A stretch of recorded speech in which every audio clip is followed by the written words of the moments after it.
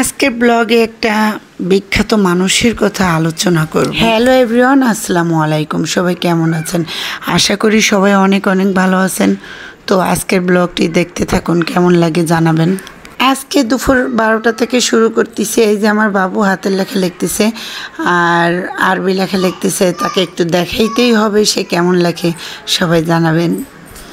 এখন আপনাদের যে কথাটা বলবো সেই কথায় আসি, কারণ সেই কথাটা যদি না বলি তাহলে দেখা যাচ্ছে আমার ব্লগটাই শেষ হয়ে গেল, কথাই শেষ হলো না।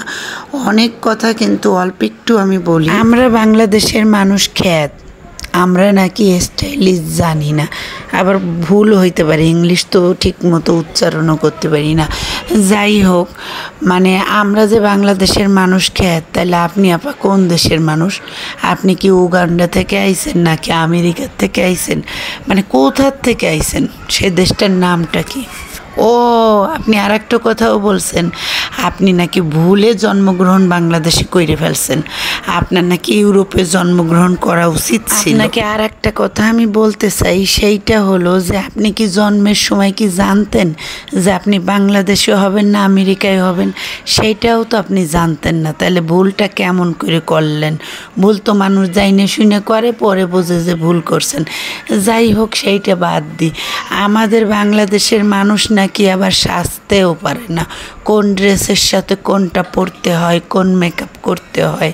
তাহলে এত এত পার্লার, বিউটি পার্লার, তারপরে এত বিউটিশিয়ান, আর্টিস্ট, এরা কোথার থেকে আইছে এইটাই বুঝি না। একটা কাজ করেন আপনি, তাহলে একটা পার্লার খোলেন, আমাদের সবাইকে শিখান কি মেকআপের সাথে কোন ড্রেস যায় বা কোন ড্রেসের সাথে কোন মেকআপ যায়, সেইটা একটু জানা জরুরি। আমার একটাই প্রশ্ন যে আমি তো আসলেও জানি না, তাহলে কি পরব? আপনি আসলেও জানেন, কারণ আপনি সৌদি যাই আপনি বোরকা যেভাবে পরছেন সেটা তো আপনি জেনে বুঝেই পরছেন। আবার আপনি থাইল্যান্ডে যায় যে শর্ট প্যান্ট গেঞ্জি পরছেন, এইটাও আপনি জাইনে বুঝে পরছেন।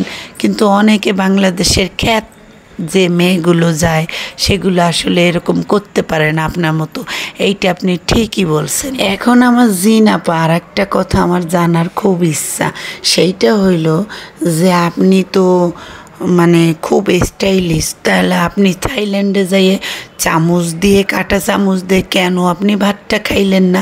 আপনি একেবারে বাংলাদেশের খ্যাতগুলোর মতো হাত দিয়ে খাইলেন কেন আমাদের মতো? বলেন তো, এই প্রশ্নের জবাবটা আমাকে একটু দিতেই হবে আপনার। আবার জিন আপা বলছে উনি নাকি সবার উদ্দেশ্য বলে নাই।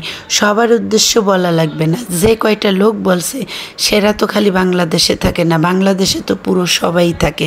তো মানুষকে ছোট কইরে এরকম কি উচিত হয়েছে?